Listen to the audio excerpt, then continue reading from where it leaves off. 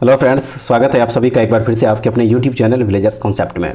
दोस्तों, आज का जो वीडियो लेके आया है, यह वीडियो बीएसएससी इंटर लेवल जो न्यू वैकेंसी आया हुआ 2023 के लिए, इसके अलावा दिल्ली पुलिस कांस्टेबल का जो वैकेंसी आया हुआ है, इन दोनों के लिए आज से हम शुरू कर रहे हैं साइंस का एमसीक्यूज। ठीक है, और इसमें जो मेनली हम लोग देखेंगे फिजिक्स, केमिस्ट्री और बायो से। ठीक है, physics plus chemistry plus bio से जितने भी मोस्ट इंपॉर्टेंट क्वेश्चन होगा, और ये सारे के सारे क्वेश्चन जो है प्रीवियस एग्जाम में पूछा हुआ क्वेश्चन है। ठीक है, सारे के सारे जो है प्रीवियस एग्जाम जो हुए हैं अलग अलग तरह के, जैसे कि एसएससी का हो, चाहे बीपीएससी हो या सीडीएस हो, एनडीए हो, सारे क्वेश्चन जो है ये प्रीवियस क्वेश्चन इसमें होगा। ठीक है, ताकि आप लोगों के एग्जाम में जो है एक भी क्वेश्चन बाहर से ना हो। ठीक है, तो चलिए फिर शुरू करते हैं आज का सेशन और देखते हैं आज का वीडियो। और इस वीडियो में आज जो देखेंगे हम लोग वो फिजिक्स से रिलेटेड क्वेश्चन देखेंगे। ठीक है, तो चलिए शुरू करते हैं आज का सेशन। लेकिन उससे पहले अगर आप लोग हमारे चैनल पर नए हैं तो इस चैनल को एक बार प्लीज़ सब्सक्राइब जरूर कर लीजिएगा।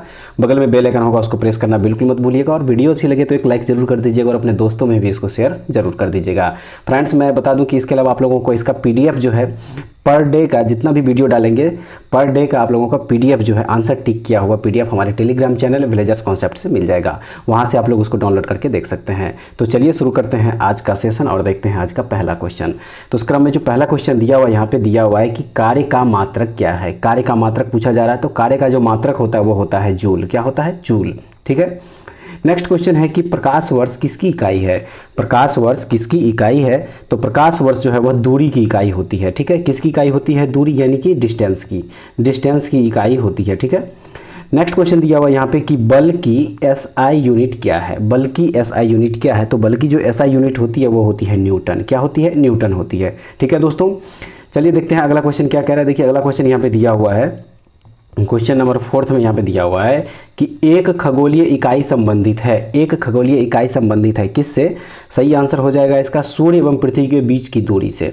एक खगोलीय इकाई किससे संबंधित है? तो यह सूर्य एवं पृथ्वी के बीच की दूरी से संबंधित है। ठीक है, चलिए देखते हैं अब अगला क्वेश्चन क्या कह रहा है। देखिए अगला क्वेश्चन यहाँ पे 5 नंबर में क्या दिया हुआ है। अगला क्वेश्चन जो 5 नंबर में दिया हुआ है इसमें कह रहा है कि पारसेक इकाई है। पारसेक इकाई है किसकी? पारसेक किसकी इकाई है? तो पारसेक दूरी की इकाई होती है। किसकी इकाई होती है? दूरी की इकाई होती है। नेक्स्ट क्वेश्चन देखेंगे हम लोग। देखिए नेक्स्ट क्वेश्चन यहाँ पे दिया हुआ है, कह रहा है यहाँ पे कि निम्नलिखित में से, कह रहा है यहाँ पे कि निम्नलिखित में से कौन सा एक सुमेलित नहीं है। कौन सा एक सुमेलित नहीं है? तो यहाँ पे जो सेल्सियस दिया हुआ है उष्मा की इकाई, सेल्सियस यहाँ पे जो उष्मा की इकाई ये क्या है? सुमेलित नहीं है। सेल्सियस उष्मा की इकाई सुमेलित नहीं है। ठीक है, सही आंसर हो जाएगा इसका option number D. Next question देखेंगे, क्वेश्चन नंबर 7 में क्या कह रहा है। देखिए यहाँ पे इसमें दिया हुआ है कि ल्यूमेन किसका मात्रक है। ल्यूमेन किसका मात्रक है? तो ल्यूमेन जो है यह ज्योति फ्लक्स का मात्रक होता है। ठीक है दोस्तों, याद रखिएगा, ज्योति फ्लक्स का मात्रक होता है। अगला है भौतिक मात्रा ज्योति की इकाई क्या है। भौतिक मात्रा ज्योति की इकाई क्या है? तो इसकी इकाई होती है लक्स। क्या होती है? लक्स होती है। ठीक है, नेक्स्ट देखेंगे पास्कल इकाई है। पास्कल इकाई है, यानी कि पास्कल किसकी इकाई है? तो पास्कल जो है यह दाब की इकाई होती है। किसकी होती है? दाब, यानी कि प्रेशर की। चलिए नेक्स्ट क्वेश्चन देखते हैं। अब क्वेश्चन क्या दिया हुआ है इसमें। नेक्स्ट क्वेश्चन यहाँ पे दिया हुआ है कि कैंडेला मात्रक है। कैंडेला मात्रक है किसकी? तो कैंडेला जो मात्रक होती है वो किसकी होती है? ज्योति तीव्रता की। किसकी? ज्योति तीव्रता की। नेक्स्ट है कि ऊर्जा की एसआई इकाई क्या है। ऊर्जा की एसआई इकाई क्या है? सही हो जाएगा इसका ऑप्शन नंबर ए, जूल। ऊर्जा की एसआई इकाई क्या होती है? जूल होती है। नेक्स्ट क्वेश्चन देखेंगे, यहाँ पे क्वेश्चन नंबर 12 दिया हुआ है इसमें कि चुंबकीय क्षेत्र की माप की इकाई क्या है। चुंबकीय क्षेत्र की माप की इकाई क्या है? सही आंसर हो जाएगा इसका ऑप्शन नंबर ए, टेस्ला। चुंबकीय क्षेत्र की माप की इकाई क्या होती है दोस्तों? तो टेस्ला होती है। चलिए देखते हैं अगला क्वेश्चन। अगला क्वेश्चन यहाँ पे दिया हुआ है कि हर्ट्ज क्या मापने की यूनिट है। हर्ट्ज क्या मापने की यूनिट है? सही आंसर हो जाएगा इस क्वेश्चन का ऑप्शन नंबर डी, तरंगों की आवृत्ति। हर्ट्ज क्या मापने की यूनिट है? तो तरंगों की आवृत्ति मापने की यूनिट है हर्ट्ज, याद रखिएगा। नेक्स्ट देखेंगे कि विद्युत मात्रा की इकाई क्या है। विद्युत मात्रा की इकाई क्या है? तो विद्युत मात्रा की जो इकाई होती है वो होती है एम्पियर। क्या होती है? एम्पियर होती है विद्युत मात्रा की इकाई। चलिए देखते हैं अगला क्वेश्चन क्या दिया हुआ है। अगला क्वेश्चन यहाँ पे कह रहा है कि एसआई पद्धति में लेंस की शक्ति की इकाई क्या है। एसआई पद्धति में लेंस की शक्ति की इकाई क्या है? तो सही आंसर हो जाएगा इसका डायोप्टर। क्या हो जाएगा? डायोप्टर हो जाएगा। एसआई पद्धति में लेंस की शक्ति की इकाई क्या होती है? तो डायोप्टर होती है। अगला क्वेश्चन है कि ध्वनि की तीव्रता मापने की इकाई क्या है। ध्वनि की तीव्रता मापने की इकाई क्या है? तो ध्वनि की तीव्रता मापने की जो इकाई होती है वो होती है डेसिबल में। क्या हो जाती है? हो जाएगी डेसिबल। ठीक है, चलिए देखते हैं अगला क्वेश्चन। अब क्वेश्चन नंबर 17 में क्या दिया हुआ है, दिया हुआ है इसमें कि एम्पियर क्या नापने की इकाई है। एम्पियर क्या नापने की इकाई है, तो सही आंसर हो जाएगा इसका option number B, current. Ampere क्या नापने की इकाई है, तो करंट नापने की इकाई है। ठीक है, अगला क्वेश्चन देखेंगे कि यंग प्रत्यास्थता गुणांक का एसआई मात्रक क्या है। यंग प्रत्यास्थता गुणांक का एसआई मात्रक क्या है, सही आंसर हो जाएगा इसका न्यूटन पर मीटर स्क्वायर। क्या हो जाएगा, न्यूटन पर मीटर स्क्वायर हो जाएगा यंग प्रत्यास्थता गुणांक का एसआई मात्रक। चलिए देखते हैं अब अगला क्वेश्चन। अगला क्वेश्चन यहाँ पे दिया हुआ है कि निम्नलिखित में से तापमान की एसआई इकाई क्या होगी। निम्नलिखित में से तापमान की एसआई इकाई क्या होगी, तो तापमान की जो एसआई इकाई होती है वो होती है केल्विन। क्या होती है, केल्विन होती है। ठीक है, नेक्स्ट है कि किसी पदार्थ की प्रतिरोधकता किस इकाई में व्यक्त की जा सकती है। किसी पदार्थ की प्रतिरोधकता जो है वह किस इकाई में व्यक्त की जा सकती है, सही आंसर हो जाएगा इसका ओम। क्या हो जाएगा, ओम पर सेंटीमीटर, ओम सेंटीमीटर में, ओम सेंटीमीटर में। ठीक है, चलिए देखते हैं अगला क्वेश्चन अब क्या कह रहा है। 21 नंबर दिया हुआ है कि संवेग का एसआई मात्रक क्या है। संवेग का एसआई मात्रक क्या होता है, संवेग का एसआई मात्रक होता है केजीएम पर सेकेंड। क्या हो जाएगा, केजीएम पर सेकेंड हो जाएगा। ठीक है, चलिए देखते हैं अगला क्वेश्चन। अब प्रकाश वर्ष के संबंध में निम्नलिखित कथनों पर विचार कीजिए। प्रकाश वर्ष के संबंध में निम्नलिखित कथनों पर विचार कीजिए, सही आंसर हो जाएगा इसका ऑप्शन नंबर यहाँ पे क्या हो जाएगा, डी, यानी कि केवल एक। प्रकाश वर्ष अति दीर्घ दूरियां मापने का मात्रक है। प्रकाश वर्ष अति दीर्घ दूरियां मापने का मात्रक है, तो ऑप्शन नंबर ए जो है क्या हो जाएगा, सही हो जाएगा। चलिए देखते हैं अगला क्वेश्चन क्या कह रहा है। देखिए अगला क्वेश्चन यहाँ पे दिया हुआ है, कह रहा है कि निम्नलिखित में से कौन सा एक ऊर्जा का मात्रक नहीं है। निम्नलिखित में से कौन सा एक ऊर्जा का मात्रक नहीं है, तो इसमें से जो न्यूटन मीटर दिया हुआ यह ऊर्जा का मात्रक नहीं है। ठीक है, न्यूटन मीटर जो है यह ऊर्जा का मात्रक नहीं होगा यहाँ पे, तो ऑप्शन नंबर सी जो है सही हो जाएगा। चलिए देखेंगे अब अगला क्वेश्चन क्या कह रहा है। देखिए अगला क्वेश्चन यहाँ पे दिया हुआ है, कह रहा है कि दीप्त तीव्रता को मापने के लिए एसआई इकाई क्या है। दीप्त तीव्रता को, दीप्त तीव्रता यानी कि ल्यूमिनस इंटेंसिटी को मापने के लिए एसआई इकाई क्या है, सही आंसर है इसका ऑप्शन नंबर बी, कैंडेला। क्या हो जाएगा, कैंडेला हो जाएगा। दीप्त तीव्रता को मापने के लिए एसआई इकाई क्या होगी, कैंडेला हो जाएगी। ठीक है, ऑप्शन नंबर बी। चलिए देखते हैं अगला क्वेश्चन अब 25 नंबर में। 25 नंबर क्वेश्चन में क्या कह रहा है, देखिए 25 नंबर क्वेश्चन जो यहाँ पे दिया हुआ है इसमें कह रहा है कि निम्नलिखित में से कौन सा मात्रक वही मात्रा मापता है जो एसआई इकाई पास्कल द्वारा मापी जाती है। निम्नलिखित में से कौन सा मात्रक वही मात्रा मापता है जो एसआई इकाई पास्कल द्वारा मापी जाती है, तो सही आंसर हो जाएगा इसका टॉर। क्या हो जाएगा, टॉर हो जाएगा। ठीक है, चलिए देखते हैं अगला क्वेश्चन। अब अगला क्वेश्चन 26 नंबर में दिया हुआ है कि निम्नलिखित में से ऊष्मागतिकी यानी कि थर्मोडायनामिक तापमान की एसआई इकाई क्या है। तापमान की एसआई इकाई क्या है, तो इसकी जो एसआई इकाई होगी वह होगी केल्विन। क्या हो जाएगी, केल्विन हो जाएगी। ठीक है दोस्तों, चलिए देखते हैं अब अगला क्वेश्चन 27 नंबर क्या कह रहा है। देखिए 27 नंबर क्वेश्चन जो यहाँ पे दिया हुआ है, कह रहा है इसमें कि सूची 1 को सूची 2 के साथ सुमेलित कीजिए और सूचियों के नीचे दिए गए कूट का प्रयोग कर सही उत्तर चुनिए। तो एक तरफ दिया हुआ है उच्च वेग तरंग दैर्घ्य दाब ऊर्जा और दूसरा तरफ दिया हुआ मैक, एंगस्ट्रॉम, पास्कल और जूल। तो इसका जो सही आंसर हो जाएगा वो हो जाएगा ऑप्शन नंबर सी हो जाएगा। क्या हो जाएगा, ऑप्शन नंबर सी हो जाएगा। ठीक है, चलिए देखते हैं अब अगला क्वेश्चन 28 नंबर में क्या कह रहा है। देखिए 28 नंबर जो यहाँ क्वेश्चन दिया हुआ है, कह रहा है इसमें कि सूची 1 को सूची 2 के साथ सुमेलित कीजिए और सूचियों के नीचे दिए गए कूट का प्रयोग कर सही उत्तर का चयन कीजिए। ठीक है, तो एक तरफ दिया हुआ है भौतिक राशि और दूसरी तरफ उसकी इकाई दी हुई है। ठीक है, तो देखिए इसका जो सही आंसर है वह है ऑप्शन नंबर ए, यानी कि ए का 3 हो जाएगा। क्या हो जाएगा, ए का 3 हो जाएगा। दूरी जो है, दूरी जो भौतिक राशि दी हुई है इसकी इकाई क्या होगी, प्रकाश वर्ष होगी।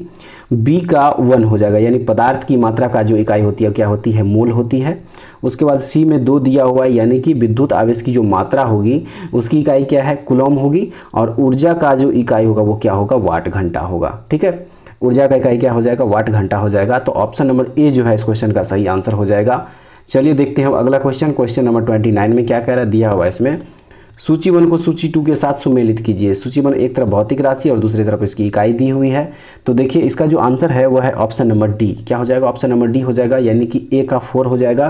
त्वरण का जो इकाई है वो क्या हो जाएगा, मीटर प्रति सेकेंड स्क्वायर हो जाएगा। ठीक है, क्या हो जाएगा, मीटर प्रति सेकेंड स्क्वायर हो जाएगा। नेक्स्ट दिया हुआ है बी का क्या हो जाएगा, 3, यानी कि बल का जो इकाई है वो क्या हो जाएगा, न्यूटन हो जाएगा। ठीक है, उसके बाद सी का 1 दिया हुआ, यानी कि कृत कार्य का जो इकाई हो जाएगा वो हो जाएगा जूल। और उसके बाद आवेग का जो इकाई हो जाएगा वो क्या हो जाएगा, न्यूटन सेकेंड हो जाएगा। तो ऑप्शन नंबर डी जो है क्या हो जाएगा, सही आंसर हो जाएगा। चलिए देखते हैं अब अगला क्वेश्चन 30 नंबर क्या कह रहा है। देखिए अगला क्वेश्चन, जो क्वेश्चन नंबर 30 यहाँ पे दिया हुआ है, कह रहा है इसमें कि निम्नलिखित में से कौन सा एक व्युत्पन्न परिमाण नहीं है। कौन सा एक व्युत्पन्न परिमाण नहीं है? तो इसमें से द्रव्यमान जो है एक व्युत्पन्न परिमाण नहीं है। ठीक है, ऑप्शन नंबर बी जो सही हो जाएगा। अगला क्वेश्चन है कि त्वरण ज्ञात करने का सही सूत्र कौन सा है। त्वरण ज्ञात करने के लिए सही फार्मूला क्या हो जाएगा? तो इसका जो सही फार्मूला हो जाएगा वो हो जाएगा a बराबर v minus you by T. क्या हो जाएगा? a बराबर v minus you by T हो जाएगा। त्वरण ज्ञात करने का जो सही फार्मूला है वह क्या है? a बराबर v minus you by T. ठीक है, चलिए देखते हैं अगला क्वेश्चन हम क्या कह रहा है। देखिए अगला क्वेश्चन यहाँ पे दिया हुआ है 32 नंबर में, कह रहा है कि पदार्थ के संवेग और वेग के अनुपात से कौन सी भौतिक राशि प्राप्त की जाती है। पदार्थ के संवेग और वेग के अनुपात से कौन सी भौतिक राशि प्राप्त की जाती है? तो वह भौतिक राशि है, याद रखिएगा, ऑप्शन नंबर सी द्रव्यमान। ठीक है, द्रव्यमान जो है सही हो जाएगा। अगला क्वेश्चन देखेंगे, प्लांक के अचर में किसका आयाम होता है? प्लांक के अचर में किसका आयाम होता है? तो यह आयाम होता है कोणीय गति का। किसका? कोणीय गति का। चलिए देखते हैं अगला क्वेश्चन कि एक लड़की झूले पर बैठी स्थिति में झूला झूल रही है। उस लड़की के खड़े हो जाने पर दोलनों का आवर्तकाल क्या हो जाएगा? तो उसका जो आवर्तकाल हो जाएगा वो क्या हो जाएगा? कम हो जाएगा। उसका आवर्तकाल क्या हो जाएगा? कम हो जाएगा।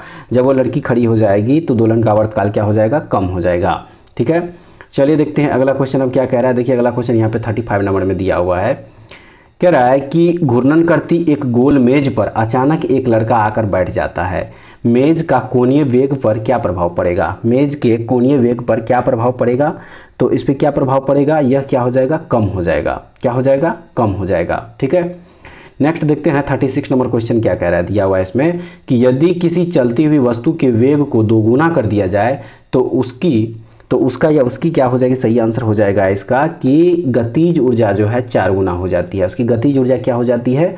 4 गुना हो जाती है। यदि किसी चलती हुई वस्तु के वेग को दोगुना कर दिया जाए तो उसकी जो गतिज ऊर्जा होगी वह क्या हो जाएगी? 4 गुनी ज़्यादा हो जाएगी। ठीक है दोस्तों, चलिए देखते हैं अगला क्वेश्चन हम क्या कह रहा है। देखिए अगला क्वेश्चन यहाँ पे दिया हुआ है कि किसी पिंड के द्रव्यमान तथा भार में अंतर होता है क्योंकि।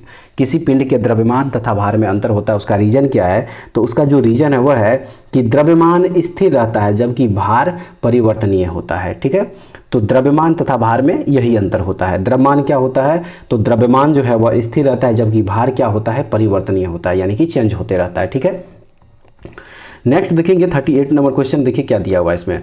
दिया हुआ है कि किसी भी स्थिर या गतिशील वस्तु की स्थिति और दिशा में तब तक कोई परिवर्तन नहीं होता जब तक उस पर कोई बाह्य बल सक्रिय ना हो। यह क्या है? सही आंसर हो जाएगा इसका ऑप्शन नंबर ए, न्यूटन का गति विषयक प्रथम नियम। ठीक है, न्यूटन का गति विषयक प्रथम नियम जो है यह हो जाएगा।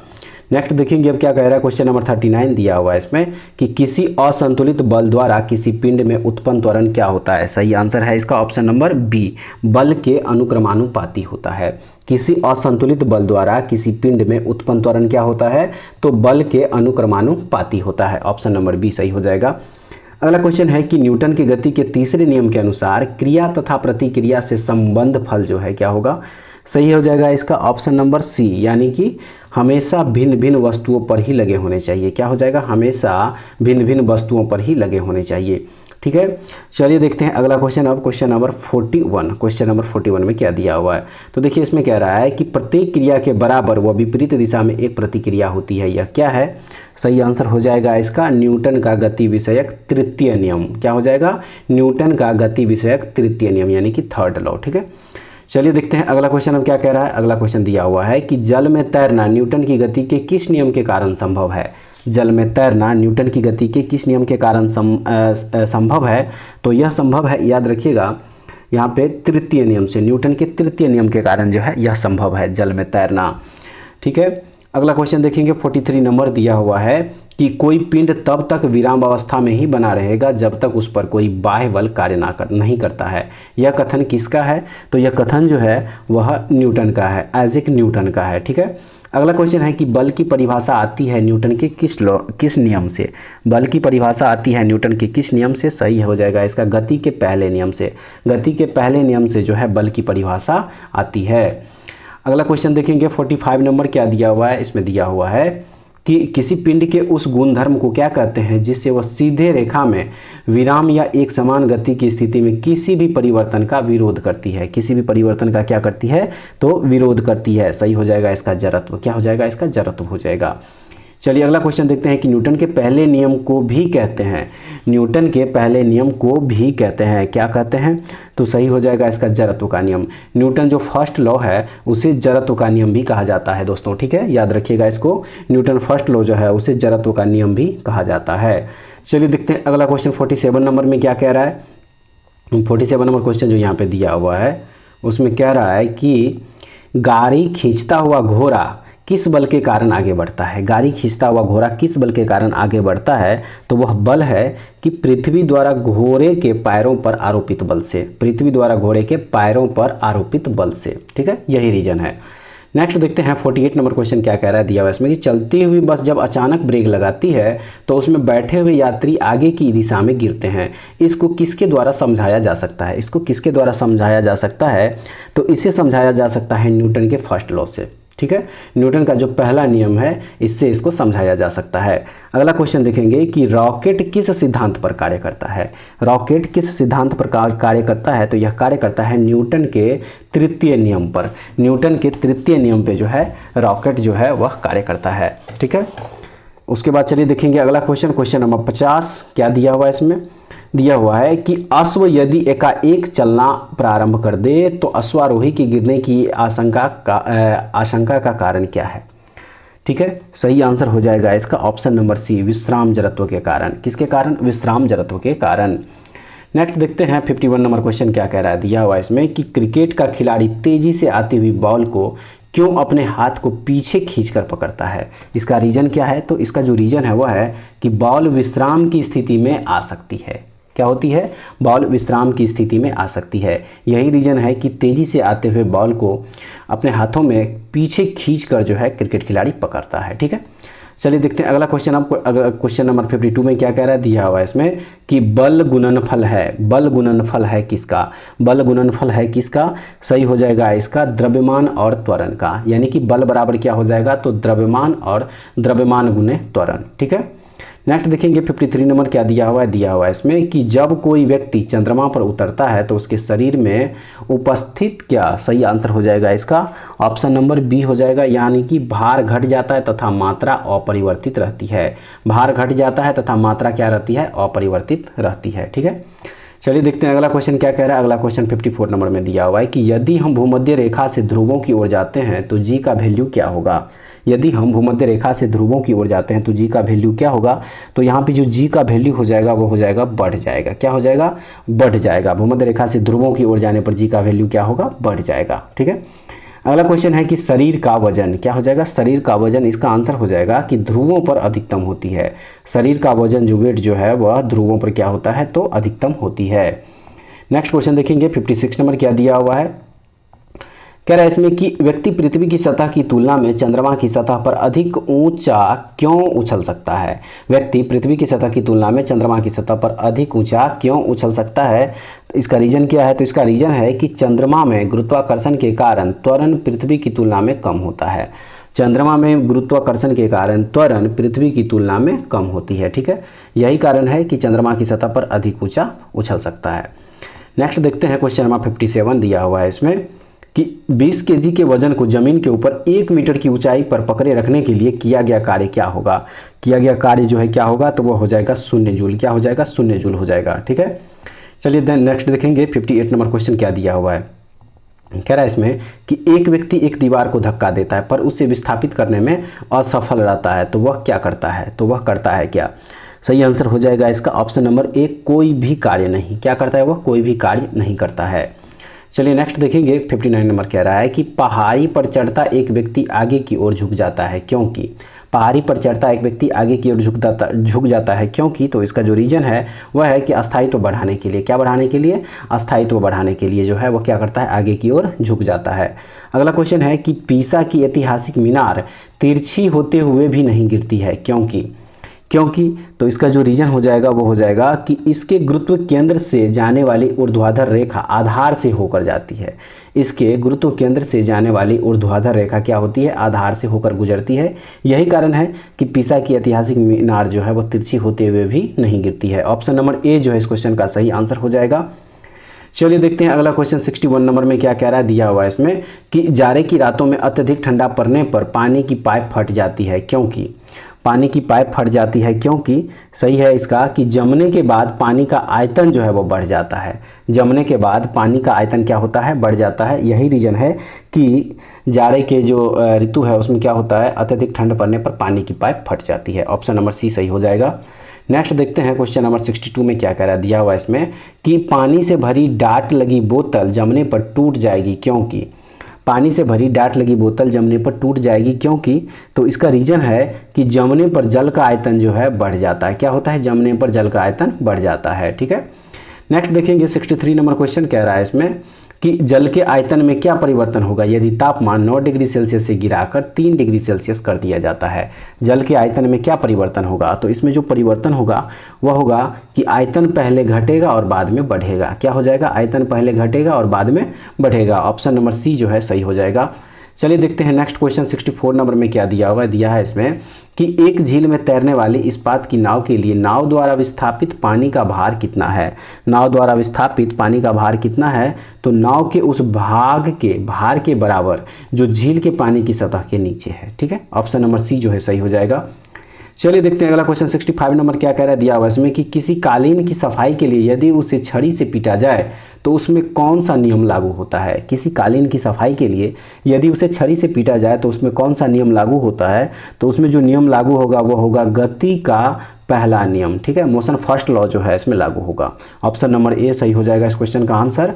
चलिए देखेंगे अगला क्वेश्चन अब 66 नंबर में क्या दिया हुआ है, कह रहा है कि सड़क पर चलने की अपेक्षा बर्फ पर चलना कठिन है क्योंकि, सड़क पर चलने की अपेक्षा बर्फ पर चलना कठिन है क्यों, तो इसका जो रीजन हो जाएगा वो हो जाएगा ऑप्शन नंबर डी जो दिया हुआ है कि बर्फ में सड़क की अपेक्षा घर्षण कम होती है। ठीक है, घर्षण जो है इसका रीजन हो जाएगा, बर्फ में सड़क की अपेक्षा घर्षण कम होता है। यही रीजन है कि सड़क पर चलने की अपेक्षा बर्फ पर चलना कठिन होता है। अगला क्वेश्चन देखेंगे 67 नंबर में क्या कह रहा है, दिया हुआ इसमें कि रोड़ी युक्त सड़क की तुलना में बर्फ पर चलना कठिन होता है क्यों, इसका क्या रीजन है, तो इसका भी रीजन जो वही होगा कि पैर तथा बर्फ के मध्य घर्षण बल रोड़ी एवं पैर के मध्य घर्षण बल की तुलना में कम होता है। तो ऑप्शन नंबर बी जो है सही हो जाएगा। चलिए देखते हैं दोस्तों अगला क्वेश्चन 68 नंबर में क्या दिया हुआ है, कह रहा है कि लकड़ी के बेलनाकार पात्र को खींचने की जगह लुढ़काना आसान होता है क्यों। लुढ़काना आसान होता है क्यों, सही आंसर हो जाएगा इसका कि लुढ़कन अवस्था का घर्षण बल फिसलन अवस्था के घर्षण बल की तुलना में बहुत कम होता है। क्या होता है, लुढ़कन अवस्था का जो घर्षण बल है वह फिसलन अवस्था के घर्षण बल की तुलना में बहुत कम होता है। तो ऑप्शन नंबर बी जो है सही हो जाएगा। चलिए देखते हैं अगला क्वेश्चन 69 नंबर में क्या कह रहा है, दिया हुआ इसमें कि एक नदी में चलता हुआ जहाज समुद्र में आता है तब जहाज का स्तर क्या होगा। तब जहाज का स्तर क्या होगा, तो जहाज का स्तर जो है क्या होगा, वह थोड़ा ऊपर आएगा। क्या हो जाएगा, थोड़ा ऊपर आएगा। ठीक है, नेक्स्ट देखेंगे 70 नंबर क्वेश्चन, देखिए इसमें क्या दिया है कि लोहे की कील पारे में क्यों तैरती है जबकि यह पानी में डूब जाती है।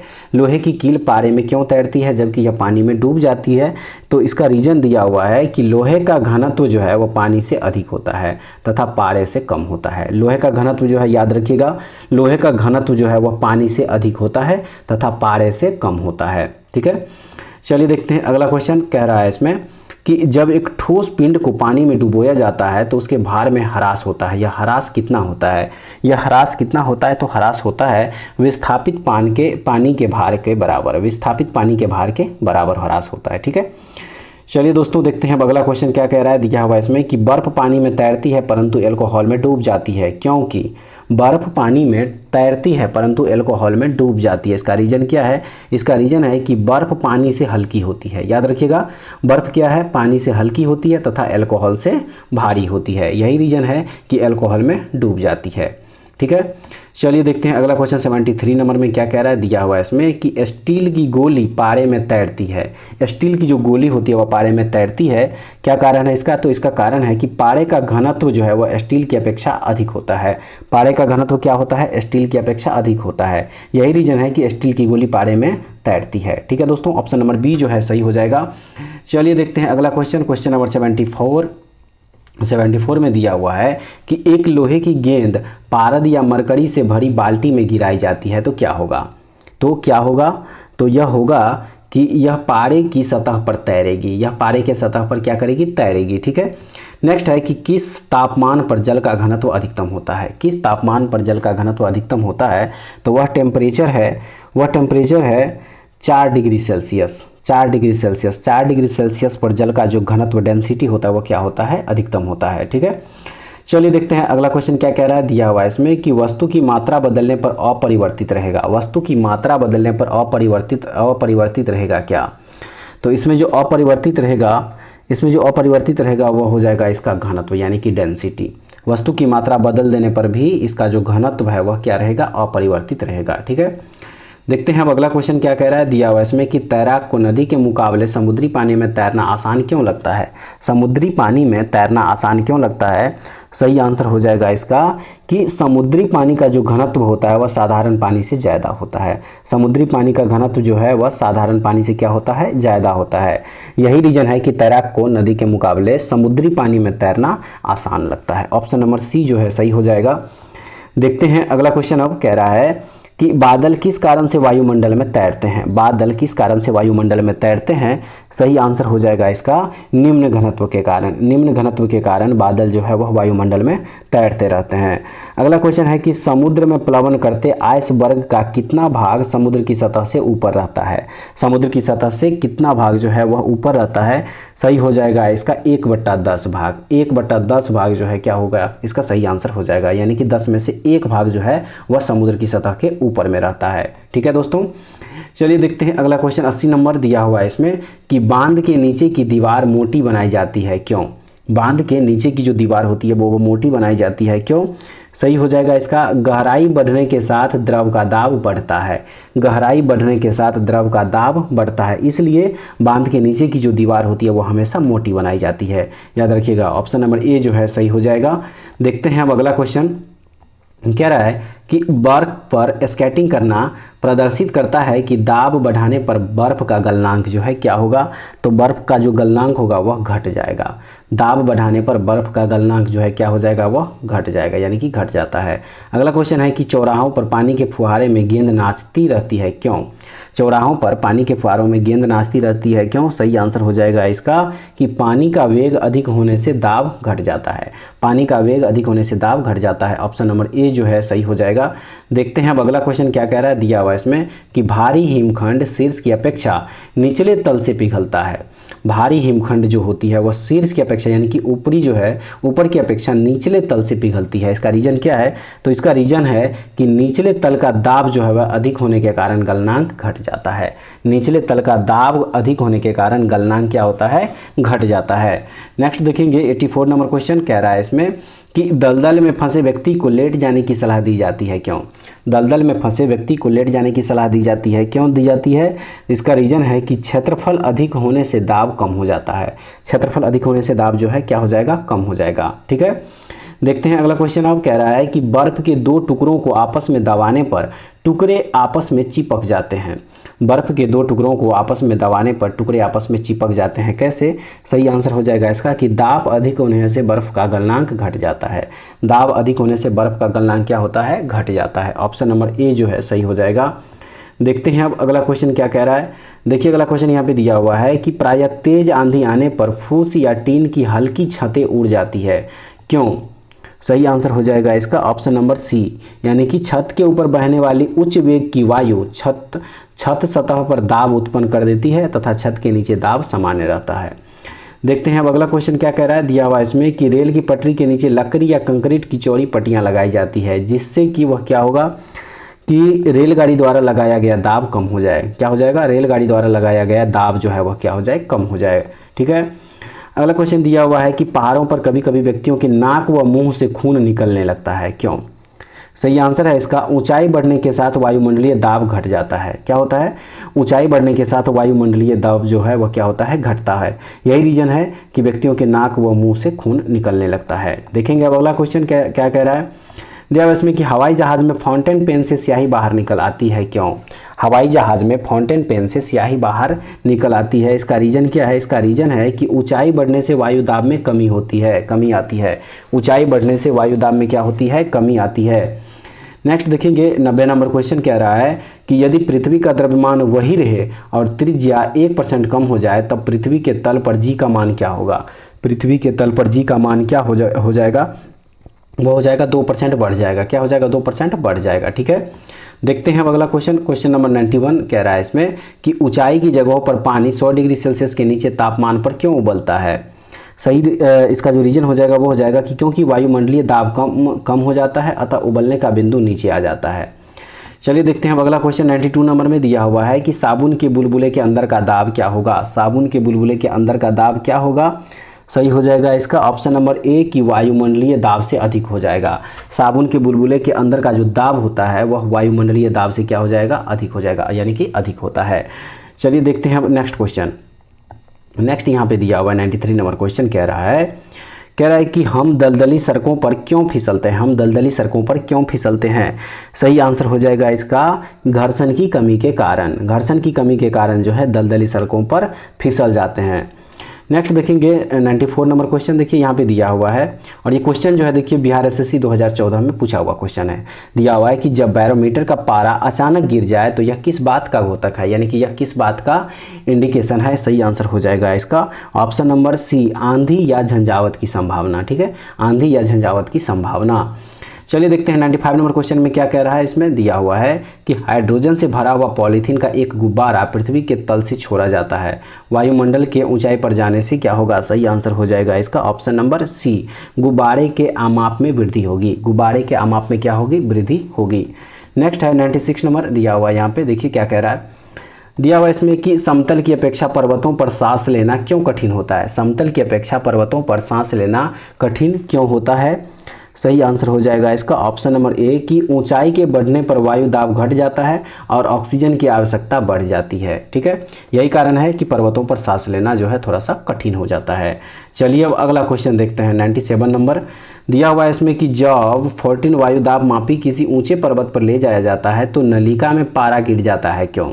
सही आंसर है हो जाएगा इसका यहाँ पे ऑप्शन नंबर सी, यानी कि वहाँ पर वायुमंडलीय दाब निम्न हो जाता है। ठीक है, चलिए दोस्तों देखते हैं अगला क्वेश्चन 98 नंबर में क्या कह रहा है। दिया हुआ है इसमें कि उड़ान से पहले हवाई जहाज दौड़ मार्ग पर दौड़ाया जाता है, क्यों? सही आंसर हो जाएगा इसका ऑप्शन नंबर बी, यानी कि कार्यकारी वायुदाब बढ़ाने के लिए। कार्यकारी वायुदाब बढ़ाने के लिए।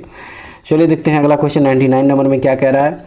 दिया है इसमें कि हाइड्रोजन से भरा रबर का गुब्बारा वायु में ऊपर जाकर फट जाता है। हाइड्रोजन से भरा रबर का गुब्बारा वायु में ऊपर जाकर फट जाता है।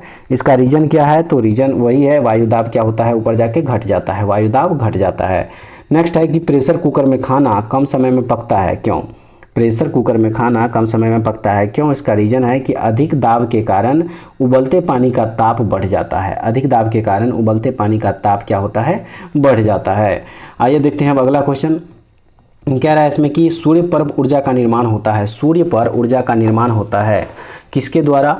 किसके द्वारा होता है? तो सही हो जाएगा इसका नाभिकीय संलयन के द्वारा। नाभिकीय संलयन के द्वारा जो है सूर्य पर ऊर्जा का निर्माण होता है। अगला है सूर्य की ऊर्जा उत्पन्न होती है। सूर्य की ऊर्जा उत्पन्न होती है किसके द्वारा? सही हो जाएगा इसका नाभिकीय संलयन के द्वारा। चलिए देखते हैं अब अगला क्वेश्चन। कह रहा है यहाँ पे अगला क्वेश्चन में कि डायनेमो परिवर्तित करता है। डायनेमो परिवर्तित करता है किसको किस में? सही आंसर हो जाएगा इसका ऑप्शन नंबर सी, यांत्रिक ऊर्जा को विद्युत ऊर्जा में। डायनेमो क्या करता है? तो यांत्रिक ऊर्जा को विद्युत ऊर्जा में परिवर्तित करता है। याद रखिएगा ऑप्शन नंबर सी जो है सही हो जाएगा। देखते हैं अब अगला क्वेश्चन कह रहा है। यहाँ पे अगला क्वेश्चन कह रहा है 104 नंबर में दिया हुआ है कि प्रकाश वोल्टेज सेल के प्रयोग से सौर ऊर्जा का रूपांतरण करने से निम्न में से किसका उत्पादन होता है? निम्न में से किसका उत्पादन होता है? तो यह उत्पादन होता है, याद रखिएगा, यहाँ पे हो जाएगा ऑप्शन नंबर बी, विद्युत ऊर्जा का। किसका? विद्युत ऊर्जा का। चलिए देखते हैं अगला क्वेश्चन दिया हुआ है यहाँ पे कि जब हम रबर के गद्दे वाले सीट पर बैठते हैं या गद्दे पर लेटते हैं तो उसका आकार परिवर्तित हो जाता है। ऐसे पदार्थ में पाया जाता है क्या? ऐसे पदार्थ में क्या पाया जाता है? तो ऐसे पदार्थ में पाया जाता है स्थितिज ऊर्जा। क्या पाया जाता है? स्थितिज ऊर्जा पाया जाता है। चलिए देखते हैं अगला क्वेश्चन दिया हुआ है इसमें कि निम्नलिखित में से किस में गतिज ऊर्जा नहीं है? 4 ऑप्शन दिया हुआ है और कह रहा है कि इसमें किस में गतिज ऊर्जा नहीं है? तो खींचा हुआ धनुष जो है, खींचा हुआ धनुष, इसमें गतिज ऊर्जा नहीं है। ठीक है, नेक्स्ट देखेंगे क्वेश्चन नंबर 107 कह रहा है इसमें यहाँ पे कह रहा है कि जब एक चल वस्तु की गति दोगुनी हो जाती है तो उसकी गतिज ऊर्जा क्या होगी। जब एक चल वस्तु की गति दोगुनी हो जाती है तो उसकी गतिज ऊर्जा क्या होगी, तो उसकी जो गतिज ऊर्जा जो है वह चौगुनी हो जाएगी, यानी कि चौगुनी हो जाती है। उसकी गतिज ऊर्जा क्या हो जाती है, चौगुनी हो जाती है। अगला है कि सीढ़ी पर चढ़ने में अधिक ऊर्जा खर्च होती है क्यों। सीढ़ी पर चढ़ने में अधिक ऊर्जा खर्च होती है क्यों, सही आंसर हो जाएगा इसका ऑप्शन नंबर बी, व्यक्ति गुरुत्व के विरुद्ध कार्य करता है। व्यक्ति क्या करता है, गुरुत्व के विरुद्ध कार्य करता है, इसलिए सीढ़ी पर चढ़ने में अधिक ऊर्जा खर्च होती है। ऑप्शन नंबर बी जो है सही हो जाएगा। देखते हैं अब अगला क्वेश्चन 109 नंबर में क्या दिया हुआ है। देखिए 109 नंबर जो यहाँ पे क्वेश्चन दिया हुआ है कह रहा है यहाँ पे कह रहा है कि निम्नलिखित में से कौन सा नियम इस कथन को वैध ठहराता है कि द्रव्य का ना तो सृजन किया जा सकता है और ना ही विनाश। सही आंसर हो जाएगा इसका ऑप्शन नंबर ए, ऊर्जा संरक्षण का नियम। क्या हो जाएगा, ऊर्जा संरक्षण का नियम हो जाएगा। एसएससी 2005 में पूछा हुआ क्वेश्चन है। चलिए देखते हैं अगला क्वेश्चन 110 नंबर क्वेश्चन यहाँ पे दिया हुआ है। कह रहा है कि स्वचालित वाहनों में द्रव चालित ब्रेकों का इस्तेमाल वस्तुतः किस नियम का सीधा अनुप्रयोग है। किस नियम का सीधा अनुप्रयोग है, तो वह नियम है पास्कल का नियम। किसका नियम है, पास्कल का नियम है। देखते हैं अगला क्वेश्चन अब 111 नंबर कह रहा है यहाँ पे कि रेल की पटरियां अपने वक्रों पर किस कारण से बैंक की गई है, बैंक्ड जो है की गई है। सही आंसर हो जाएगा इसका ऑप्शन नंबर सी, यानी कि रेलगाड़ी के भार के क्षैतिज घटक से आवश्यक अभिकेंद्रीय बल प्राप्त किया जा सके। क्या क्या किया जा सके, तो रेलगाड़ी के भार के क्षैतिज घटक से आवश्यक अभिकेंद्रीय बल प्राप्त किया जा सके। चलिए दोस्तों देखते हैं अब अगला क्वेश्चन क्या दिया हुआ है। अगला क्वेश्चन यहाँ पे कह रहा है कि साइकिल चलाने वाला मोड़ लेते समय क्यों झुकता है। साइकिल चलाने वाला मोड़ लेते समय क्यों झुकता है, सही आंसर हो जाएगा इसका कि वह झुकता है ताकि गुरुत्व केंद्र आधार के अंदर बना रहे, वह उसे गिरने से बचाएगा। वह क्या करेगा, उसे गिरने से बचाएगा। देखते हैं अब अगला क्वेश्चन क्या कह रहा है। देखिए अगला क्वेश्चन यहाँ पे दिया हुआ है, कह रहा है कि कोई साइकिल सवार किसी मोड़ में घूमता है तो वह क्या करता है। सही आंसर हो जाएगा इसका कि वह अंदर की ओर झुक जाता है, अंदर की ओर झुकता है। ठीक है, देखते हैं अब अगला क्वेश्चन 114 नंबर कह रहा है कि जब दूध को प्रबल ढंग से मथा जाता है तो उसमें से क्रीम किस कारण अलग हो जाती है। किस कारण अलग हो जाती है, सही आंसर है इसका अपकेंद्रीय बल के कारण। अपकेंद्रीय बल के कारण जो है उसमें से क्रीम अलग हो जाता है। देखते हैं अगला क्वेश्चन 115 नंबर दिया हुआ यहाँ पे कि जब पानी की बाल्टी काफ़ी तेजी से ऊर्ध्वाधर वृत्त में घुमाई जाती है तब पानी बाल्टी से उसकी उच्चतम स्थिति से भी नहीं गिरता है। सही आंसर हो जाएगा इसका ऑप्शन नंबर हो जाएगा ए, यानी कि अपकेंद्र बल के पानी के वजन से अधिक होता है। अपकेंद्र बल जो है वो पानी के वजन से क्या होता है, अधिक होता है। आइए देखते हैं हम अगला क्वेश्चन दिया हुआ है कि वॉशिंग मशीन का कार्य सिद्धांत क्या है। वॉशिंग मशीन का कार्य सिद्धांत, सही आंसर हो जाएगा अपकेंद्रन। वॉशिंग मशीन का कार्य सिद्धांत क्या है, तो अपकेंद्रन है। देखते हैं अब अगला क्वेश्चन कि चंद्रमा पर वायुमंडल नहीं होने का क्या कारण है। चंद्रमा पर वायुमंडल नहीं होने का कारण क्या है, सही हो जाएगा इसका ऑप्शन नंबर डी कि इस पर गैस अणुओं का पलायन वेग उनके वर्ग माध्य मूल वेग से कम होता है। ठीक है, यही कारण है कि वायुमंडल जो है चंद्रमा पर नहीं है। ठीक है, उसके बाद देखते हैं अब अगला क्वेश्चन क्या कह रहा है 118 नंबर में दिया हुआ यहाँ पे कि निम्नलिखित में से क्या रैखिक बल के संरक्षण के आधार पर कार्य करता है। निम्नलिखित में से क्या रैखिक बल के संरक्षण के आधार पर कार्य करता है। सही आंसर हो जाएगा इसका option number C, jet. Jet जो है वह रैखिक बल के संरक्षण के आधार पर कार्य करता है। ठीक है, देखते हैं अब अगला क्वेश्चन क्या कह रहा है। देखिए अगला क्वेश्चन यहाँ पे दिया हुआ है। अगला क्वेश्चन कह रहा है कि पृथ्वी तल से किस न्यूनतम वेग से प्रक्षेपित किए जाने पर कोई रॉकेट पृथ्वी के गुरुत्वाकर्षण को पार करके अंतरिक्ष में चला जाएगा। सही आंसर हो जाएगा इसका ऑप्शन नंबर ए, 11.2 किलोमीटर पर सेकेंड। 11 पॉइंट यानी कि 11.2 किलोमीटर पर सेकेंड के वेग से फेंके जाने पर जो है क्या होगा, वह अंतरिक्ष में चला जाएगा। देखते हैं अब अगला क्वेश्चन 120 नंबर में क्या कह रहा है। दिया हुआ है इसमें कि भू स्थिर उपग्रह का आवर्तकाल होता है। भू स्थिर उपग्रह का आवर्तकाल क्या होता है, तो इसका जो आवर्तकाल होता है वह होता है 24 घंटा। कितना होता है, 24 आवर्स होता है। ठीक है, अगला क्वेश्चन है कि यदि किसी पिंड को पृथ्वी से 11.2 किलोमीटर पर सेकेंड के वेग से फेंका जाए तो पिंड का क्या होगा। सही आंसर हो जाएगा इसका ऑप्शन नंबर ए, पृथ्वी पर कभी नहीं लौटेगा। पृथ्वी पर वो क्या होगा, कभी नहीं लौटेगा। ठीक है, देखते हैं अगला क्वेश्चन 122 नंबर में क्या दिया हुआ है। कह रहा है कि जब एक पत्थर को चांद की सतह से पृथ्वी पर लाया जाता है, जब एक पत्थर को चांद की सतह से पृथ्वी पर लाया जाता है तो क्या होगा। सही हो जाएगा इसका ऑप्शन नंबर बी, यानी कि इसका भार बदल जाएगा परंतु द्रव्यमान नहीं बदलेगा। इसका भार बदल जाएगा परंतु द्रव्यमान जो है वह नहीं बदलेगा। ठीक है, अगला क्वेश्चन देखते हैं 123 नंबर में कह रहा है कि किसी लिफ्ट में बैठे हुए व्यक्ति को अपना भार कब अधिक मालूम पड़ता है। अपना भार जो है वह कब अधिक मालूम पड़ता है, तो वह मालूम पड़ेगा जब लिफ्ट त्वरित गति से ऊपर जा रही हो। जब लिफ्ट त्वरित गति से ऊपर जा रही हो तब जो है उसका भार क्या होगा, उसे अधिक मालूम प्रतीत होगा। ठीक है, देखते हैं अगला क्वेश्चन 124 नंबर क्या कह रहा है, दिया हुआ इसमें पृथ्वी के परितः घूमने वाले कृत्रिम उपग्रह से बाहर गिराई गई गेंद जो है वह क्या होगा। सही आंसर है इसका कि पृथ्वी के परितः उपग्रह के समान आवर्तकाल के साथ उसी की कक्ष में घूमती रहेगी, उसी के कक्ष में क्या करेगी, घूमती रहेगी।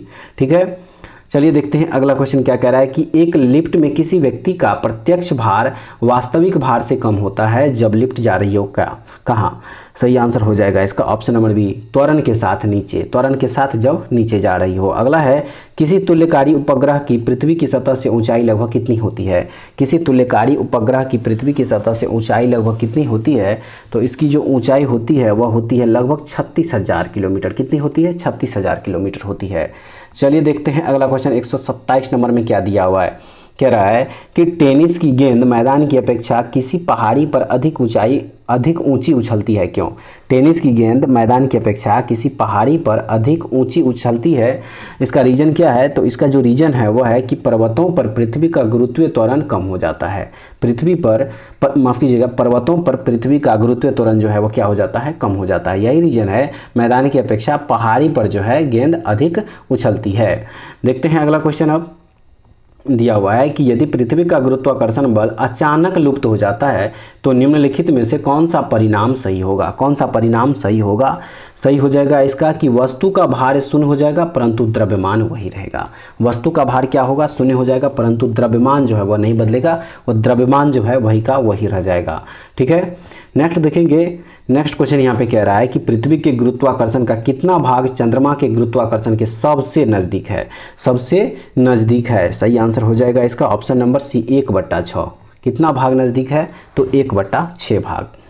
देखते हैं अब अगला क्वेश्चन क्या कह रहा है। अगला क्वेश्चन कह रहा है कि लोलक की आवर्तकाल, लोलक की आवर्तकाल जो है किस पर निर्भर करता है, तो लोलक का जो आवर्तकाल होता है वह निर्भर करता है लंबाई के ऊपर निर्भर करता है। किसके ऊपर करता है, लंबाई के ऊपर निर्भर करता है।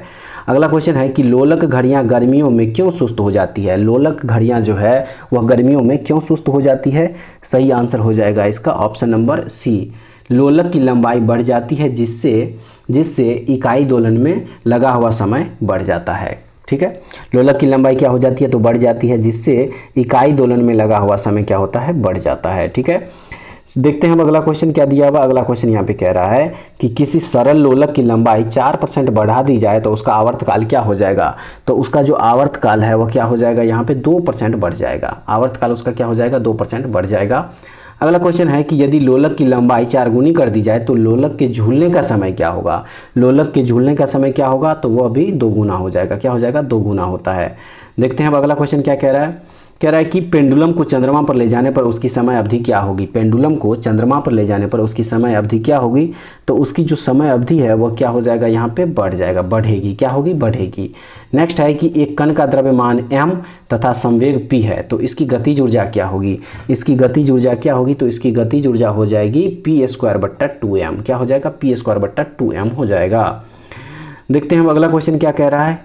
हुक का सिद्धांत निम्नलिखित में से किससे संबंधित है। हुक का सिद्धांत निम्नलिखित में से किससे संबंधित है, तो यह संबंधित है, याद रखिएगा ऑप्शन नंबर बी, प्रत्यास्थता से। किससे संबंधित है, प्रत्यास्थता से संबंधित है। देखते हैं अगला क्वेश्चन अब। तेल की एक छोटी बूंद पानी पर फैल जाती है, क्यों। तेल की एक छोटी बूंद पानी पर फैल जाती है, इसका रीजन क्या है, तो इसका जो रीजन दिया हुआ है वह दिया हुआ है कि तेल का पृष्ठ तनाव अधिक होता है। तेल का पृष्ठ तनाव क्या होता है, अधिक होता है। यही रीजन है कि तेल की एक बूंद भी पानी पर फैल जाती है। देखते हैं अब अगला क्वेश्चन कि साबुन के द्वारा सतहों को साफ करने का सिद्धांत आधारित है किस पर। साबुन के द्वारा सतहों को साफ करने का सिद्धांत आधारित है, सही आंसर हो जाएगा इसका ऑप्शन नंबर डी, पृष्ठ तनाव पर। क्या हो जाएगा, पृष्ठ तनाव पर। ठीक है, चलिए देखते हैं अगला क्वेश्चन क्या कह रहा है। दिया हुआ है कि वर्षा की बूंद का आकार गोलाकार किस कारण से हो जाता है। वर्षा की बूंद का आकार गोलाकार किस कारण से हो जाता है, सही आंसर हो जाएगा इसका पृष्ठ तनाव से, सरफेस टेंशन के कारण। अगला क्वेश्चन है कि एक द्रव बूंद गोलीय आकार धारण कर लेती है। एक द्रव बूंद गोलीय आकार धारण कर लेती है किसके कारण, तो वह पृष्ठ तनाव के कारण। ठीक है, पृष्ठ तनाव के कारण। ऑप्शन नंबर ए जो है सही आंसर हो जाएगा। उसके बाद देखेंगे हम लोग अगला क्वेश्चन कह रहा है कि स्थिर पानी में मिट्टी का तेल डालने पर मच्छर कम होते हैं। स्थिर पानी में मिट्टी का तेल डालने पर मच्छर कम होते हैं, क्यों? सही आंसर हो जाएगा इसका कि लार्वा के सांस में बाधा डालता है। लार्वा के सांस में जो है क्या करता है, बाधा डालता है। ठीक है, आइए अब देखते हैं अगला क्वेश्चन। अगला क्वेश्चन कह रहा है कि पानी से निकालने पर शेविंग ब्रश के बाल आपस में चिपक जाते हैं, इसका कारण क्या है? पानी से निकालने पर शेविंग ब्रश के जो बाल है वो आपस में चिपक जाते हैं, इसका क्या रीजन है? तो इसका रीजन है पृष्ठ तनाव। क्या रीजन है? पृष्ठ तनाव है। ठीक है, पृष्ठ तनाव के कारण ही पानी से निकालने पर शेविंग ब्रश के जो बाल है वो आपस में क्या होते हैं, चिपक जाते हैं। चलिए दोस्तों देखते हैं अब अगला क्वेश्चन क्या कह रहा है। दिया हुआ इसमें कि स्थिर गति से जा रही खुली कार में बैठा एक बालक गेंद को हवा में सीधे ऊपर फेंकता है। गेंद गिरती है कहाँ पे? गेंद कहाँ पे गिरती है? तो गेंद गिरती है उसके हाथ में। किसके? उसके हाथ में ही गेंद गिरेगी। ठीक है, अगला क्वेश्चन है कि एक व्यक्ति पूर्णतः चिकने बर्फ के क्षैतिज समतल के मध्य में विराम स्थिति में है। न्यूटन के किस नियम या नियमों का उपयोग करके वह अपने आप को तट तक ला सकता है? अपने आप को तट तक ला सकता है। सही हो जाएगा इसका तीसरा गति नियम। ठीक है, मोशन थर्ड लॉ जो है इसका सही आंसर हो जाएगा। अगला क्वेश्चन देखेंगे 145 नंबर। देखिए क्या दिया हुआ है, कह रहा है यहाँ पे कि कपूर के छोटे छोटे टुकड़े जल की सतह पर क्यों नाचते हैं? जल की सतह पर क्यों नाचते हैं? तो इसका रीजन हो जाएगा या आपका ऑप्शन नंबर ए, पृष्ठ तनाव के कारण। पृष्ठ तनाव के कारण ही कपूर के छोटे छोटे जो टुकड़े हैं वो जल की सतह पर क्या करते हैं, तो नाचते हैं। नेक्स्ट है कि जब शुद्ध जल में डिटर्जेंट डाला जाता है तो पृष्ठ तनाव क्या होगा? पृष्ठ तनाव क्या होगा? तो पृष्ठ तनाव जो है घट जाएगा। जब शुद्ध जल में डिटर्जेंट डाला जाएगा तो उसका जो पृष्ठ तनाव है क्या होगा, घट जाएगा। ठीक है, देखते हैं अब अगला क्वेश्चन 147 नंबर। कह रहा है यहाँ पे कि साबुन को जल में घोलने पर पृष्ठ तनाव क्या होगा? पृष्ठ तनाव क्या होगा? सही आंसर हो जाएगा इसका ऑप्शन नंबर ए, घट जाएगा। साबुन को जल में घोलने पर पृष्ठ तनाव इसका क्या होता है, घट जाता है। अगला है संवातक कमरे की छत के निकट लगाए जाते हैं, क्यों? संवातक कमरे की छत के निकट लगाए जाते हैं, इसका रीजन क्या है? तो इसका रीजन है कि सांस में छोड़ी हुई गर्म हवा ऊपर उठती है और बाहर चली जाती है। सांस में छोड़ी हुई गर्म हवा ऊपर उठती है और बाहर चली जाती है। देखते हैं अब अगला क्वेश्चन 149 नंबर। दिया हुआ इसमें कह रहा है, कथन दिया हुआ देखिए कि अपमार्जक मैले कपड़ों से सरलतापूर्वक तेल व गर्द निकाल देते हैं, और इसका कारण दिया हुआ है कि अपमार्जक जल का पृष्ठ तनाव बढ़ा देते हैं। तो इसका जो सही आंसर हो जाएगा वो हो जाएगा ऑप्शन नंबर सी, यानी कि ए सही है परंतु आर गलत है। ए सही है। ए सही है का मतलब है कि अपमार्जक मैले कपड़ों से सरलतापूर्वक तेल व गर्द निकाल देते हैं, लेकिन बी यहाँ पे जो आर जो रीजन दिया हुआ है वह अपमार्जक जल का पृष्ठ तनाव बढ़ा देते हैं, यह गलत है। ठीक है, तो ऑप्शन नंबर सी जो है इस क्वेश्चन का सही आंसर हो जाएगा। अब आइए दोस्तों देखते हैं अगला क्वेश्चन। दिया इसमें कि अंतरिक्ष यात्री अंतरिक्ष में सीधे खड़े नहीं रह सकते, क्यों? अंतरिक्ष यात्री अंतरिक्ष में सीधे खड़े नहीं रह सकते हैं, क्यों? सही आंसर हो जाएगा इसका ऑप्शन नंबर ए, गुरुत्व नहीं होता है। वहाँ पे क्या होता है, गुरुत्व नहीं होता है। चलिए देखते हैं अब अगला क्वेश्चन क्या कह रहा है। अगला क्वेश्चन दिया हुआ है कि यदि केश नली का व्यास दुगुना कर दिया जाए तो इसमें चढ़ने वाले जल सतह की ऊंचाई क्या होगी? तो इसमें चढ़ने वाली जल सतह की जो ऊंचाई हो जाएगी वो हो जाएगी आधी रह जाएगी। क्या हो जाएगा, आधी रह जाती है। ठीक है, चलिए अब अगला क्वेश्चन देखते हैं। 152 नंबर दिया हुआ है कि श्यानता की इकाई है, श्यानता की इकाई है, सही हो जाएगा इसका पॉइज। क्या हो जाएगा, श्यानता की इकाई पॉइज हो जाएगा। अब आइए देखते हैं अगला क्वेश्चन। कह रहा है कि जब दो भिन्न भिन्न व्यास के केश नलियों को किसी द्रव में ऊर्ध्वाधर डुबोने पर चढ़े द्रव की ऊंचाई क्या होगा? सही आंसर हो जाएगा इसका ऑप्शन नंबर यहाँ पे सी हो जाएगा, यानी कि कम व्यास वाली केश नली में अधिक होगी। क्या होगी, कम व्यास वाली केश नली में अधिक होगी। देखते हैं अब अगला क्वेश्चन 154 नंबर। देखिए कह रहा है कि लैंप की बत्ती में तेल किसके कारण ऊपर उठता है? लैंप की बत्ती में तेल किसके कारण ऊपर उठता है? सही है इसका केसिकीय घटना के कारण। केसिकीय घटना के कारण जो है लैंप की बत्ती में तेल जो है वह ऊपर उठता है। अगला क्वेश्चन है कि पानी में लोहे की सुई डूब जाती है लेकिन जहाज तैरता रहता है, यह किस सिद्धांत पर आधारित है? यह किस सिद्धांत पर आधारित है? तो यह आधारित है आर्किमिडीज के सिद्धांत पर। आर्किमिडीज के सिद्धांत पर जो है यह आधारित है। चलिए अब देखते हैं अगला क्वेश्चन क्या दिया हुआ है। आर्किमिडीज का नियम निम्नलिखित में से किससे संबंधित है? किससे संबंधित है? तो यह संबंधित है प्लावन के नियम से। किससे संबंधित है? प्लावन के नियम से संबंधित है आर्किमिडीज का नियम। नेक्स्ट देखेंगे 157 नंबर क्वेश्चन कह रहा है कि जब कोई वस्तु किसी द्रव में पूर्णतः या आंशिक रूप से डुबाई जाती है तो उसके भार में कुछ कमी प्रतीत होती है तथा उसके भार में आभासी कमी उस वस्तु के द्वारा हटाए गए द्रव के भार के बराबर होती है। यह सिद्धांत है कौन सा? तो यह सिद्धांत जो हो जाएगा यहाँ पे वो हो जाएगा आर्किमिडीज का सिद्धांत। क्या हो जाएगा? आर्किमिडीज का सिद्धांत हो जाएगा। नेक्स्ट देखेंगे कि उत्प्लावकता से संबंधित वैज्ञानिक है। उत्प्लावकता से संबंधित वैज्ञानिक कौन है? तो वह वैज्ञानिक है, याद रखिएगा, आर्किमिडीज। उत्प्लावकता से संबंधित कौन वैज्ञानिक है? तो वह है आर्किमिडीज। नेक्स्ट देखेंगे, दिया हुआ है कि द्रव में आंशिक या पूर्णतः डूबे हुए किसी ठोस द्वारा प्राप्त उछाल की मात्रा निर्भर करती है। सही हो जाएगा इसका यहाँ पे ठोस द्वारा हटाए गए द्रव की मात्रा पर निर्भर करती है। ठीक है, देखते हैं अब अगला क्वेश्चन 160 नंबर में दिया हुआ है यहाँ पे कि जल पृष्ठ पर लोहे के टुकड़े के ना तैरने का कारण क्या है? जल पृष्ठ पर लोहे के टुकड़े के ना तैरने का कारण क्या है? तो इसका रीजन है लोहे द्वारा विस्थापित जल का भार लोहे के भार से कम होता है। लोहे द्वारा विस्थापित जल का जो भार होता है वह लोहे के भार से क्या होता है? कम होता है। ठीक है, देखते हैं अब अगला क्वेश्चन क्या कह रहा है। कोई भी नाव डूब जाएगी यदि वह पानी हटाती है अपने क्या? सही हो जाएगा इसका आयतन के बराबर। यदि वो अपने आयतन के बराबर पानी हटाती है तो वह नाव क्या होगी? डूब जाएगी। ऑप्शन नंबर ए जो है सही हो जाएगा। अगला क्वेश्चन है, महान वैज्ञानिक आर्किमिडीज किस देश से संबंधित थे? महान वैज्ञानिक आर्किमिडीज किस देश से संबंधित थे? तो वो यह संबंधित थे ग्रीस से, ग्रीस यानी कि यूनान से। ठीक है, देखते हैं अगला क्वेश्चन 163 नंबर दिया हुआ है यहाँ पे कि पानी की बूंदों का तैलीय पृष्ठों पर ना चिपकने का कारण क्या है? पानी की बूंदों का तैलीय पृष्ठों पर ना चिपकने का कारण क्या है? तो इसका कारण है आसंजक बल का अभाव। किसका अभाव? आसंजक बल का अभाव। अगला क्वेश्चन यहाँ पे दिया हुआ है 164 नंबर, कह रहा है कि तुल्यकारी उपग्रह घूमता है पृथ्वी के गिर्द। तुल्यकारी उपग्रह घूमता है पृथ्वी के दीर्घ, यह पश्चिम से पूर्व की ओर घूमती है। देखते हैं अब अगला क्वेश्चन 165 नंबर में क्या दिया हुआ है। कह रहा है कि पहिए में बॉल बियरिंग का कार्य क्या है? पहिए में बॉल बियरिंग का कार्य क्या है? तो इसका कार्य जो है वह है कि स्थैतिक घर्षण को गतिज घर्षण में बदलना। क्या कार्य है? स्थैतिक घर्षण को गतिज घर्षण में बदलना। ठीक है, चलिए देखते हैं अगला क्वेश्चन क्या दिया हुआ है। अगला क्वेश्चन यहाँ पे कह रहा है कि जेट इंजन और रॉकेट के बारे में निम्नलिखित कथनों पर विचार कीजिए। सही हो जाएगा इसका ऑप्शन नंबर सी, 1 और 2 दोनों हो जाएगा। यानी कि जेट इंजन अपनी ऑक्सीजन पूर्ति के लिए परिवेश की वायु का प्रयोग करता है, अतः यह अंतरिक्ष में गति के लिए अनुपयुक्त है। और 2 में है कि रॉकेट अपने ऑक्सीजन पूर्ति को गैस के रूप में और ईंधन में वहन करता है। दोनों के दोनों जो है क्या हो जाएगा? यहाँ पे सही हो जाएगा। चलिए देखेंगे अब अगला क्वेश्चन क्या कह रहा है। अगला क्वेश्चन है कि पानी के एक गिलास में एक बर्फ का टुकड़ा तैर रहा है। जब बर्फ पिघलती है तो पानी के स्तर पर क्या प्रभाव पड़ेगा? पानी का जो लेवल है वह क्या होगा? सही आंसर हो जाएगा इसका ऑप्शन नंबर सी, उतना ही रहेगा, कोई परिवर्तन नहीं होगा। ठीक है, उतना ही रहेगा, कोई परिवर्तन नहीं होगा। चलिए देखते हैं अब नेक्स्ट क्वेश्चन कह रहा है कि एक ऊंची इमारत से एक गेंद 9.8 मीटर पर सेकेंड स्क्वायर के एक समान त्वरण के साथ गिराई जाती है। 3 सेकेंड के बाद उसका वेग क्या होगा? 3 सेकेंड के बाद जो है उसका वेग क्या होगा? तो उसका वेग हो जाएगा 29.4 मीटर पर सेकेंड। ठीक है, 29.4 मीटर पर सेकेंड उसका वेग हो जाएगा। देखते हैं अब अगला क्वेश्चन क्या कह रहा है। कह रहा है कि एक वस्तु का द्रव्यमान 100 kg है। अगर चंद्रमा पर गुरुत्वजनित त्वरण g/6 हो तो चंद्रमा में वस्तु का द्रव्यमान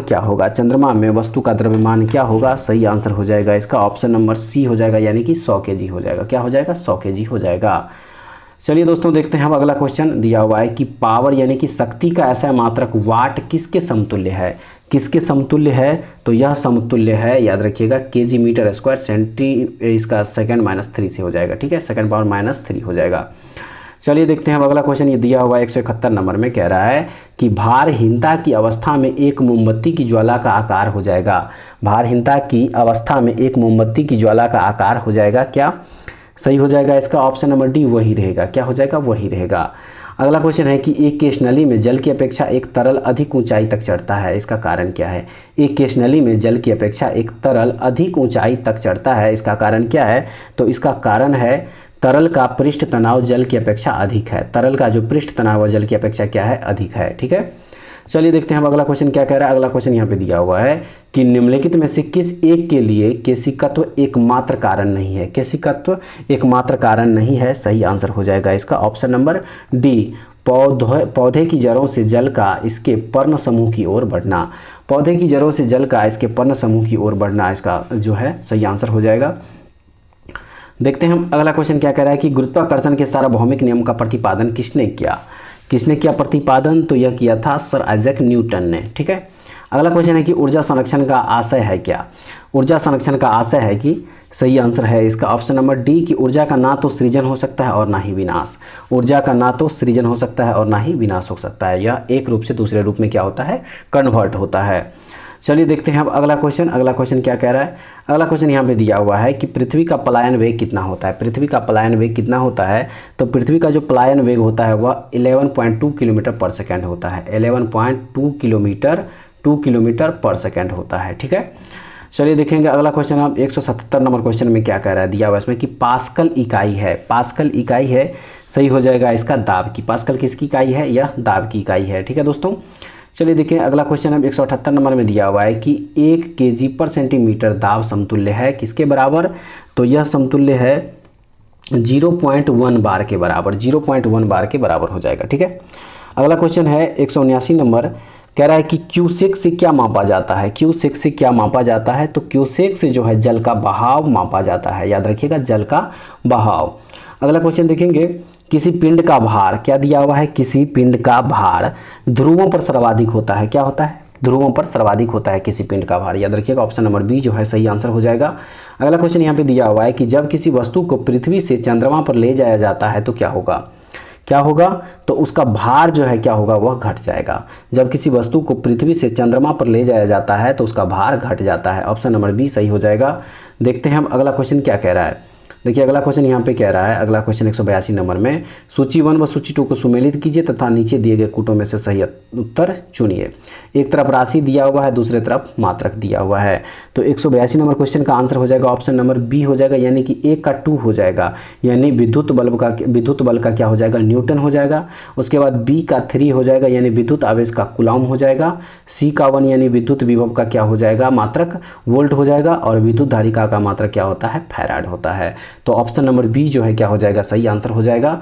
देखते हैं हम अगला क्वेश्चन 183 नंबर क्वेश्चन कह रहा है इसमें कि एक भू स्थिर उपग्रह अपनी कक्षा में निरंतर गति करता है। यह अपकेंद्र बल के प्रभाव से होता है, जो प्राप्त होता है किससे? तो यह प्राप्त होता है, याद रखिएगा, पृथ्वी द्वारा उपग्रह पर लगाने वाले गुरुत्वाकर्षण से।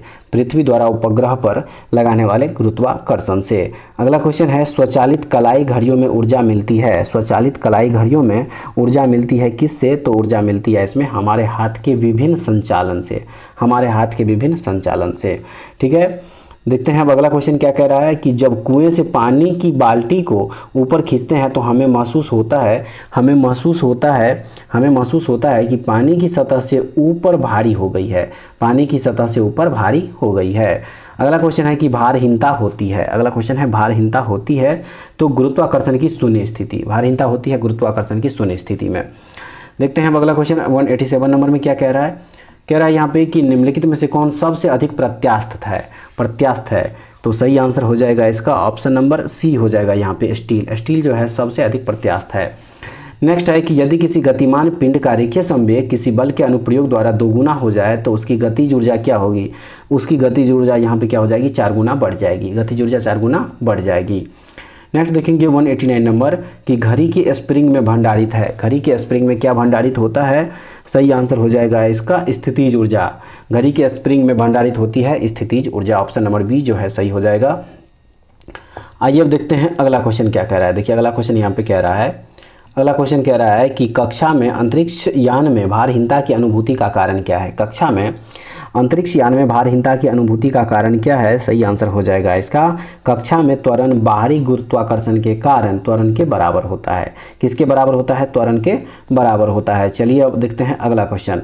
अगला कह रहा है कि डोरी से बंधे हुए एक पत्थर को तेजी से वृत्त में घुमाया जाता है। घुमाते समय अचानक डोरी टूट जाती है तो सही आंसर हो जाएगा कि पत्थर स्पर्श रैखिकतः उड़ जाता है। पत्थर स्पर्श रैखिकतः उड़ जाता है। ठीक है, देखते हैं अब अगला क्वेश्चन 192 कह रहा है यहाँ पे कि अंडा मृदु जल में डूब जाता है किंतु नमक के सांद्र घोल में तैरता है। क्यों?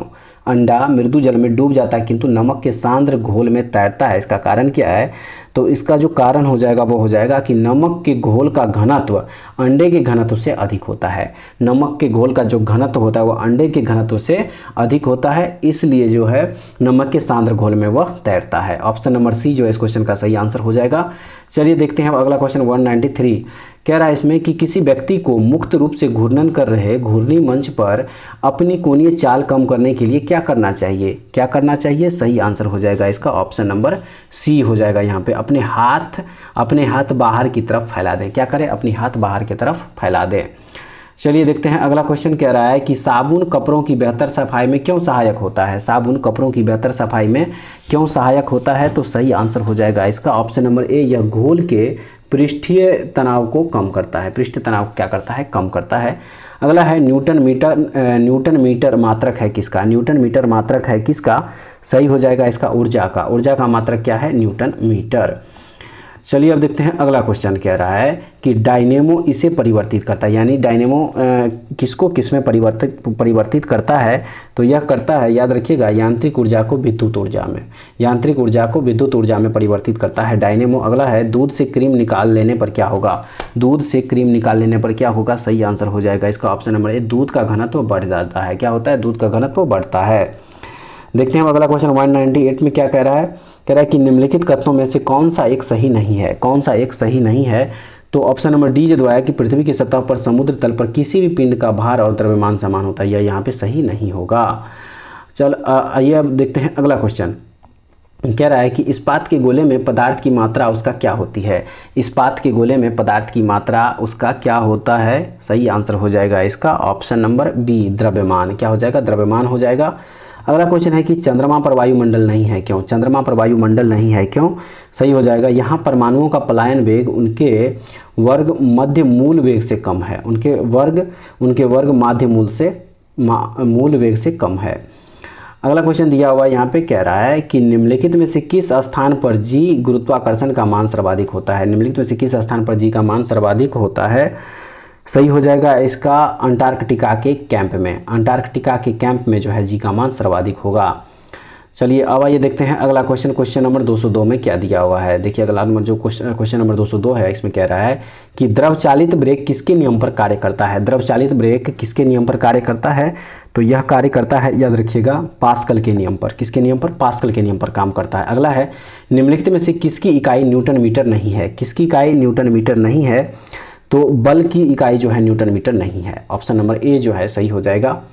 देखते हैं अगला क्वेश्चन नंबर 204 कह रहा है कि एक धावक लंबी छलांग लगाने से पहले कुछ दूरी तक दौड़ता है क्यों?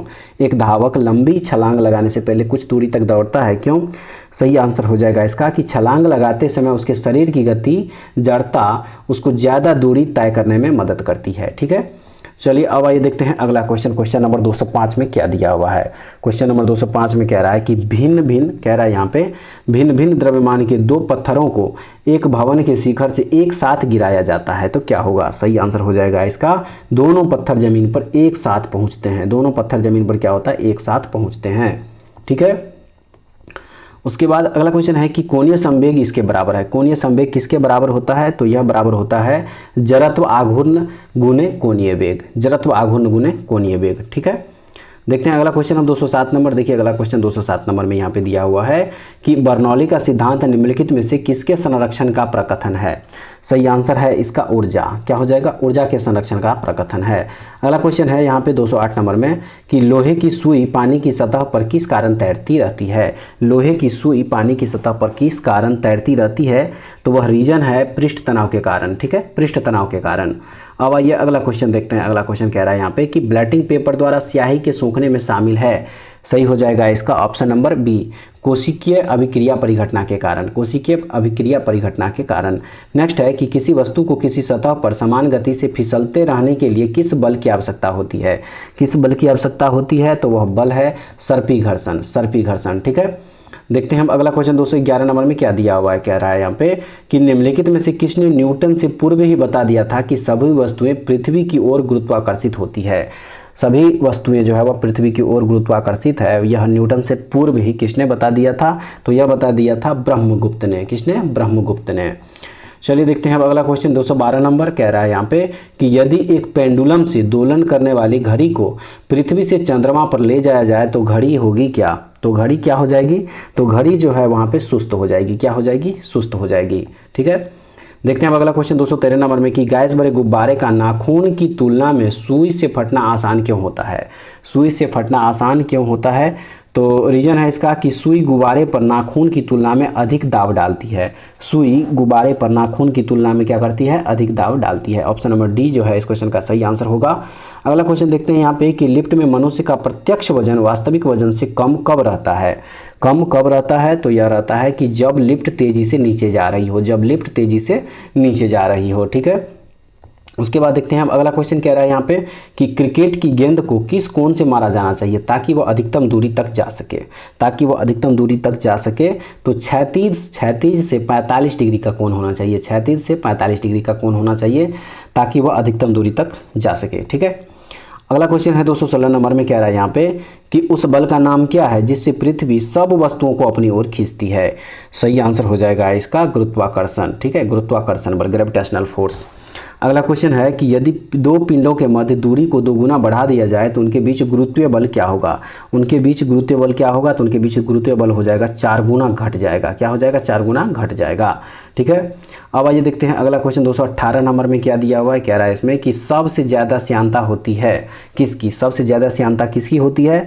तो यह होती है शहद की। किसकी होती है? शहद की होती है। ठीक है दोस्तों, चलिए दोस्तों अब देखते हैं हम लोग आज के वीडियो का लास्ट क्वेश्चन। ठीक है, और इस जो क्वेश्चन दिया हुआ है कह रहा है इसमें कि किसी सरल आवर्त दोलक के लिए निम्नलिखित में से कौन सा कथन सही है?